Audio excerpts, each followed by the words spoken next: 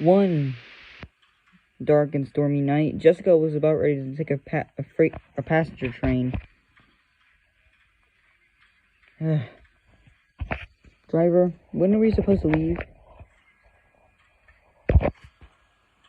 Well, the signal's malfunctioning, so I won't be able to leave for a little while.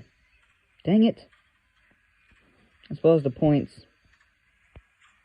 This is not my day, is it? Nope. Then she heard something. What the? What on earth was that? She blew her whistle in response.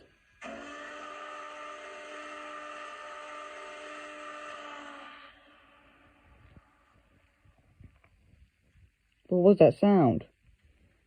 I don't know. She looked all around the area but couldn't see a thing.